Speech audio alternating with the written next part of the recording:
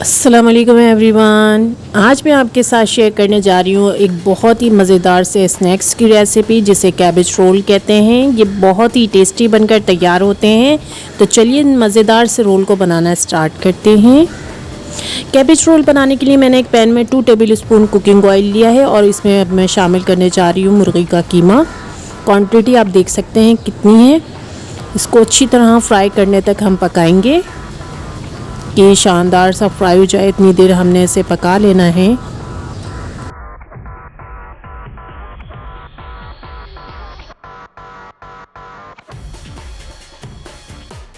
कीमा शानदार सा फ्राई हो चुका है तो इसमें पानी शामिल कर देंगे। क्वांटिटी आप लिखी हुई देख सकते हैं। साथ ही मैं टेस्ट के अकॉर्डिंग नमक शामिल कर रही हूँ। हाफ टी स्पून मैं इसमें दे रही हूँ हल्दी पाउडर और साथ ही मैं इसमें लूँगी 1 टीस्पून धनिया पाउडर। धनिया पाउडर के बाद मैं इसमें शामिल करूँगी 1 टीस्पून गार्लिक पाउडर। आप चाहें तो यहाँ पर लहसुन का पेस्ट भी शामिल कर सकते हैं। मैंने पाउडर फॉर्म में लिया है। Half tea spoon ginger powder ले रही हूँ।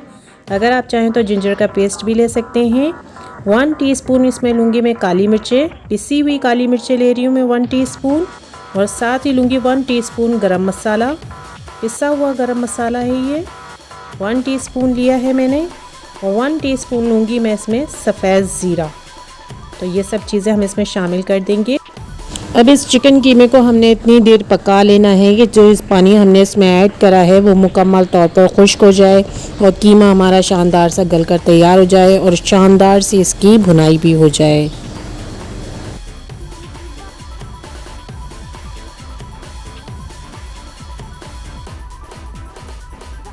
अब यहाँ पर चिकन कीमा जो है उसकी शानदार सी भुनाई हो चुकी है तो हम फ्लेम को बिल्कुल बंद कर देंगे और इसे सेपरेट बाउल में निकाल कर रख देंगे ठंडा करने के लिए, ताकि मुकम्मल तौर पर ठंडा हो जाए। फिर उसके बाद मिक्स करें।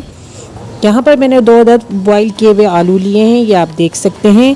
इसको आप किसी मैशर की मदद से या इस तरह फोर्क की मदद से अच्छी तरीके से मैश कर लेंगे।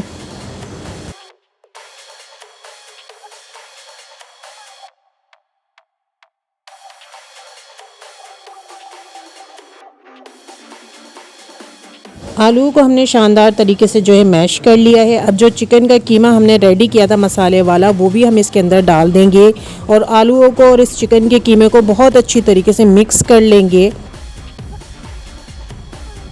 आलू और चिकन के कीमे को हम बहुत अच्छी तरह मिक्स कर चुके हैं। तो अब इसमें हरा मसाला शामिल करेंगे। आप देख सकते हैं चॉप की हुई प्याज है मेरे पास और कटी हुई हरी मिर्चें भी हैं और कटा हुआ हरा धनिया है जो कि मैं इसके अंदर डाल रही हूँ।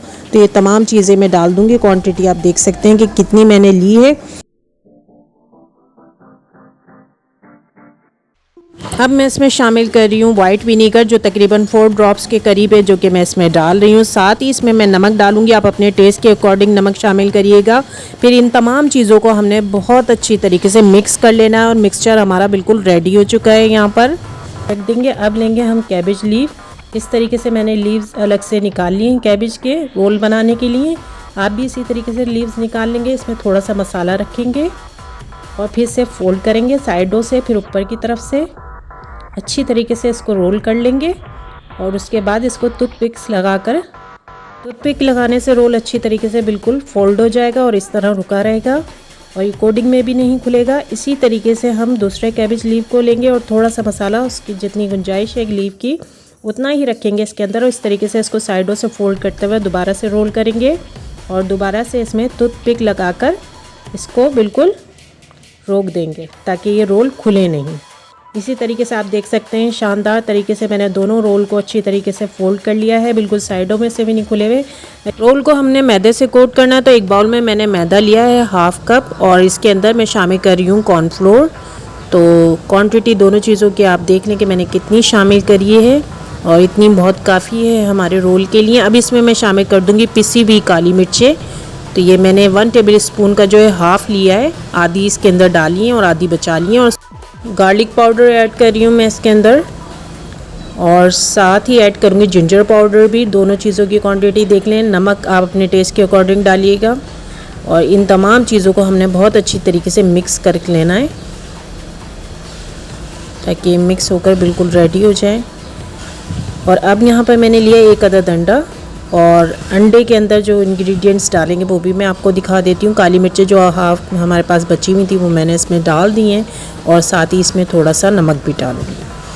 अब अंडे को जो है आपने बहुत अच्छी तरीके से बीट कर लेना है, शानदार तरीके से बीट कर लेंगे। एक अलग बाउल में जो है ब्रेड क्रम्स ले लेंगे हम यहाँ पर। अब रोल को हम पहले अंडे से कोट करेंगे, फिर उसके बाद फ्लोर में डालेंगे, उससे अच्छी तरह कोट करेंगे, ये आप देख सकते हैं। और फिर दोबारा से एग लगाएंगे फ्लोर लगाने के बाद, और फिर इसको ब्रेड क्रम्स से कोट कर लेंगे। इस तरीके से ब्रेड क्रम्स से कोट कर लेना है। इसी तरह मैं तमाम रोल्स को कोट कर तैयार कर लूँगी। और ये हमारे रोल्स बिल्कुल रेडी हो चुके हैं फ्राई होने के लिए, आप देख सकते हैं। तमाम रोल्स को मैंने इसी तरीके से कोट किया है। अब यहाँ पर मैंने फ्राई पैन में कुकिंग ऑयल डाला हुआ है, जैसे लो फ्लेम पर मैंने गरम कर बिल्कुल रेडी कर लिया है।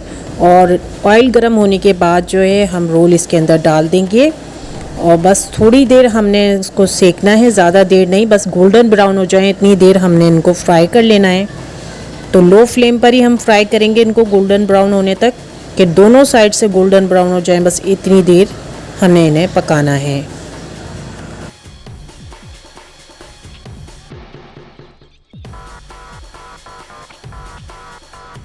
यहाँ पर जो है रोल हमारे शानदार से फ्राई होकर बिल्कुल रेडी हो चुके हैं।